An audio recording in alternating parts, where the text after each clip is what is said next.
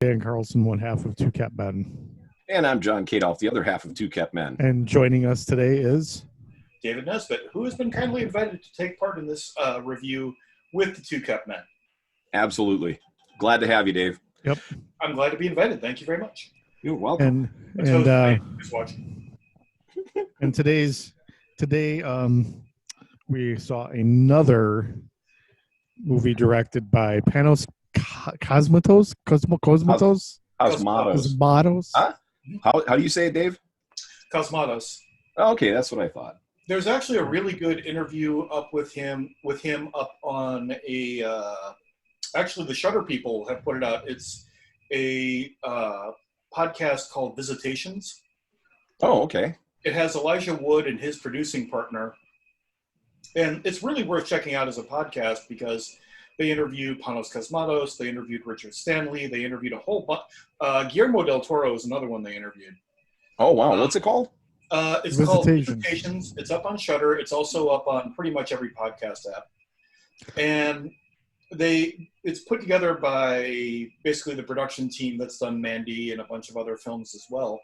Oh, that's good. And it's kind of like reporting on the life of people, which is kind of awesome, actually. Elijah Wood was actually one of the producers on this movie, wasn't he? Yeah, he owns a company called RLJE, and they put out some really kick-ass movies over the last 6 years. Yeah, the Maniac remake. He was actually behind the Blu-ray re-release, or at least some part of Belladonna of Sadness. I don't know if you've seen that. I haven't seen that one, so I'm going to have to look it up. It's a good anime.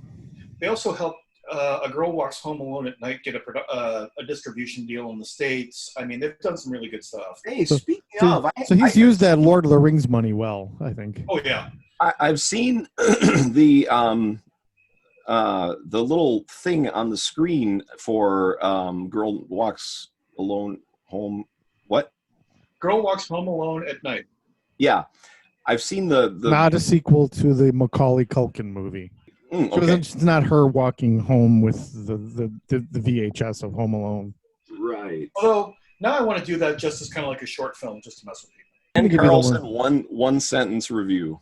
Guy on acid tries to avenge his dead wife. It's not bad, actually. There's a little bit more to it. I mean... Yeah. The film is set in 1983. Nicolas Cage plays a guy who's a Vietnam veteran who is now a... Lumberjack. When did we find out he was a veteran? I don't remember that. It was kind of obliquely mentioned, like his buddy, who I can't remember this actor's name, and I feel terrible because he's one of those guys' actors, and every time he shows up, it's going to be a kick-ass movie. Yeah. But the two of them, like he mentioned that he had left his weapons and such over at this guy's place, and probably for a reason. Oh, yes. Okay. That plays in later. Yeah. Yeah. And this guy's wearing an old, U.S. Army OD green field jacket. And there had been a few references to Nicolas Cage's character having served and stuff like that. Mm. And Bill Duke. Yeah. Thank you. God, because he's amazing. And and Predator, wasn't he? Yeah. He was in Predator. He was in, thinking of another Arnold Schwarzenegger film, he was in Commando, which is an all-time great 80s cheese. Commando is one of the all-time greats. Oh, I love that film. Yeah. But basically a cult leader who is played by, and I won't remember the gentleman's name, but he played the king of the Danes in Vikings. Okay. Has a cult, and they see Nicolas Cage's wife, Mandy, and he decides he wants this girl. And then things get weird because they summon this biker gang that looks like Cenobites. Yeah, with the horn of Abraxas. Yes. It's like this mythical item that is like what do they call that? An Orinoco? Yes. So they summon this biker gang. They kidnap Mandy, and then And beat the shit out of Cage. Yeah, there's a scene in there that, like, I ended up having a nightmare the next night over the scene where Nick Cage is basically tied to this tree with barbed wire. Oh my God! Oh, it's so, like, you know. Let me just give you a couple of real quick like preparation thoughts for the film. So if you haven't watched this film and you're going to watch this film, first of all, turn this off now and go watch it and then come back. Second, prepare yourself. I think you should tell people to turn it off now after you tell them the second thing. Well, yes. Okay, so listen to what I have to say, then turn this off, go watch it, and then come back. Okay. Yeah. So prepare yourself, because this movie is a drug-fueled, furious nightmare of pain, manipulation, strife of the ultimate degree, and revenge, the likes of which Old Boy has not seen. So I'm gonna lose. I haven't seen Old Boy. Okay, I haven't either. Man, I haven't seen all of it yet. But let me put it this way: this film triggered me in several different ways, but for some reason, I keep being drawn to the film. It's like it's a healing type of film for me, and you just have to be ready for all of the visuals. If you're prone to seizures, you probably should be very careful watching this film. I guess I didn't react quite as viscerally to all of that stuff because I've already watched Enter the Void and Irreversible. Yeah, there's that. Yeah, I mean, actually, I can say that Gaspar Noé. Excuse me, I've got the dyslexia disease of genius. Gaspar Noé is probably one of the few people I would actually compare to Panos Cosmatos. Another real quick aside from everything, I gotta say that the whoever was in charge of casting, and I don't have the list in front of me of the crew, but whoever was in charge of casting deserved a frickin' Oscar, as far as I'm concerned, for the casting of this film. The acting is way better in this movie than I felt than in Beyond the Black Rainbow. Agreed. Yeah, but it's as if each actor and actress was born to play the role that they were given in this film. What is his name? Linus Roche. Yes. Who played Jeremiah? He thoroughly frightened me. I mean, there's a shot in this movie that lasts like 3.5 minutes long. It's just his face, and and it didn't bore me for a second. It just totally captivated me. Yeah, there's an interesting use of effects on his face, though, to make it kind of I mean, there's a little gimmickry there, but it's still, it draws you in very well. Yeah. The soundtrack that we're hearing from the very beginning is very foreboding. It's very melancholy, and yet it's comforting. It gives you this sense of well, there's a King Crimson. The King Crimson song at the beginning ties into that really well. I thought the sound. Yeah. And Tangerine Dream is very highly influential, I think, there. It sets a mood that kind of really parenthesis the relationship that we see between Red and Mandy, that they're in this world where everything is pretty well coalesced for them. They're living in a place that for the most part they're happy with living in. Mandy maybe not so much, but he feels very comfortable in this situation. He's a lumberjack. He gets to go and do his thing. He gets to come home and be with this beautiful wife who comforts him and is like the second part of his life, And But the whole time, the soundtrack, I mean, it's very, like I said, it's very comforting, but very disquieting at the same time. It's as if it tells you that all of this, everything you're watching right now about their relationship and how happy they are, is about to crumble and fall, and you're about to be absolutely, totally mind fucked, and we are. And when I first watched it, I had the advantage of, like I said, seeing it in the theater, so I was completely bathed in all of the huge visuals and such that go on in that film, because the first hour you get that feeling of foreboding because you have the drone of the synthesizer soundtrack, which is definitely very Tangerine Dream and also very kind of like adults. And it gives you a feeling of both familiarity and also darkness at the same time. And they're living out in the middle of the Pacific Northwest, so during the daylight you see all of this green and this and that, and then when they go to night, it's like all you can see is kind purple. of like the edge of the tree line and purple and this and that. And it feels as though you're not aware, you kind of want to be aware of what's happening in the background, but it's very difficult to figure out. Yeah. And then the second half of the film, after it all goes completely sideways, it becomes a lot more kinetic. Yeah. But they also, one of the things I enjoyed about the film in terms of like the pacing was that the second half felt more kinetic, but it kept a lot of, it didn't go into shaky cam, it didn't go into quick editing. Even in the fight sequences that happen toward the tail end, the shots are way longer than they normally would be in an action film.